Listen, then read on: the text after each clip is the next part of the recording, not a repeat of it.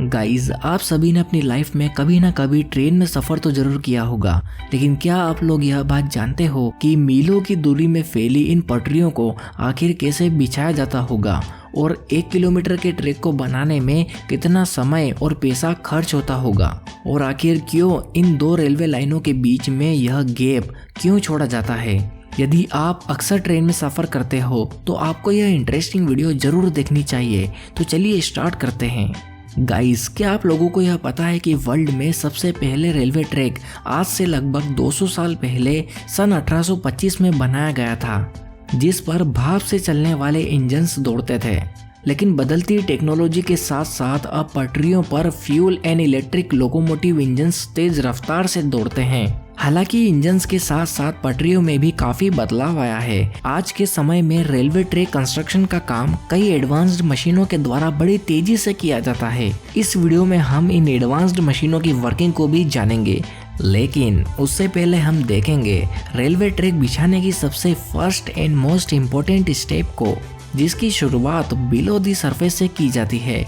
Guys, आपने भी कभी रेलवे ट्रैक्स को गौर से देखा होगा तो वह नेचुरल ग्राउंड से थोड़ी ऊंचाई पर बने हुए होते हैं, क्योंकि हमारी पृथ्वी की जो सरफेस होती है वह समतल नहीं होती है, इसलिए इसे साधारण जमीन से कुछ निश्चित हाइट पर बनाया जाता है। साथ ही इसमें वाटर लॉगिंग की प्रॉब्लम से बचने के लिए ड्रेनेज सिस्टम को भी इंस्टॉल किया जाता है, ताकि बारिश के समय ट्रैक्स पर जल भराव की समस्या ना हो। इस 2 लेयर्स के बेस को बनाने के बाद इस सरफेस पर नुकीली गिट्टी बिछाई जाती है, जिसे ब्लास्टिंग कहा जाता है। इस प्रोसेस के कंप्लीट होने के बाद रेलवे ट्रैक के कंस्ट्रक्शन का काम मॉडर्न मशीन के द्वारा किया जाता है। इस समय आप अपनी स्क्रीन पर जो मशीन देख रहे हो, इस मशीन का नाम NTC मशीन है, जिसका full form new track construction machine है, जिसने रेलवे ट्रैक बिछाने में महारत हासिल की है। इस मशीन की यह खासियत है कि यह रेलवे ट्रैक कंस्ट्रक्शन में काम आने वाले हेवी कंपोनेंट्स जैसे रेल्स एंड स्लीपर्स को ऑटोमेटिकली मूव और अरेंज करके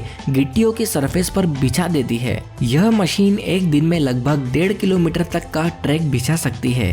45 मीटर लंबी इस मशीन को 5 स्किल्ड ऑपरेटर्स रिमोट कंट्रोल के माध्यम से इसे ऑपरेट करते हैं, और इसके साथ ही 12 वर्कर्स की भी जरूरत पड़ती है।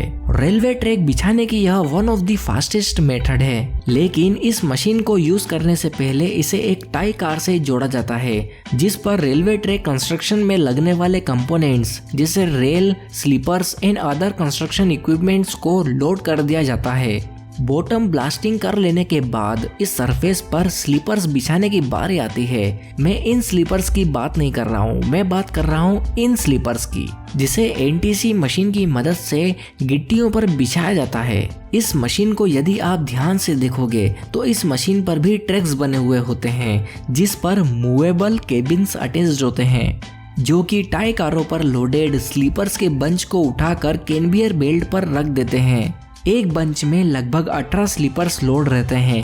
यह मशीन 1 मिनट में 10 स्लीपर्स को एकदम एक्यूरेट स्पेस के साथ ड्रॉप करती है। यह स्लीपर्स कंक्रीट के बने हुए होते हैं और एक स्लीपर का वजन लगभग 65 किलो तक का होता है। पहले के समय में रेलवे लोहे और लकड़ियों से बने स्लीपर्स का यूज किया करता था, लेकिन बारिश और धूप होने के कारण यह जल्दी ही खराब होने लगते थे। लेकिन गाइज, आपको जानकर यह हैरानी होगी कि आज के मॉडर्न टाइम में यूरोप की कई कंट्रीज में प्लास्टिक से बने हुए स्लीपर्स भी यूज किए जाते हैं, जो कि वाटरप्रूफ होने के साथ साथ insect proof, non toxic and recyclable भी होते हैं। कंक्रीट से बने स्लीपर्स को बिछाने के बाद इसके ऊपर रेल को बिछाया जाता है, जो कि iron and hot rolled steel से बनी हुई होती है। इसे स्लीपर्स पर बिछाने का काम भी यह मशीन बड़ी आसानी से कर देती है। यह रेल 10 से 20 किलोमीटर लंबे नहीं बनते हैं, बल्कि यह तो अलग अलग टुकड़ों के सेक्शंस में बटे हुए रहते हैं, जिन्हें ट्रैक पर बिछाने के बाद fish plates, clips and bolts की मदद से स्लीपर्स के साथ जोड़ा जाता है। लेकिन जब हाई स्पीड ट्रेन्स के लिए जो ट्रैक्स बनाए जाते हैं, उन्हें जोड़ने के लिए थर्माइड वेल्डिंग प्रोसेस का यूज किया जाता है। इस प्रोसेस में रेल के दोनों कॉर्नर्स के बीच में फ्लैश ब्यूट इक्विपमेंट को जोड़ दिया जाता है। साथ ही इसमें थर्माइट नाम का एक खास तरह का मिक्सचर भी डाला जाता है, जिसमें aluminium, iron oxide and steel एक फाइन पाउडर के रूप में रहता है। इससे होने वाली रिएक्शन से 3000 डिग्री सेल्सियस का हाई टेम्परेचर जनरेट होता है, जिससे मेटल आपस में जुड़ जाते हैं। बाद में इसके ठंडे हो जाने पर इस वेल्डिंग इक्विपमेंट को निकालकर उसे ग्राइंडिंग मशीन के द्वारा प्रॉपर शेप दे दिया जाता है। इस प्रोसेस से रेलवे ट्रैक में काफी ज्यादा स्मूथनेस आ जाती है, लेकिन इस मेथड से ट्रैक को पूरे रास्ते भी वेल्डिंग करके जोड़ा नहीं जा सकता है, क्योंकि गर्मी के दिनों में लोहा फैलता है।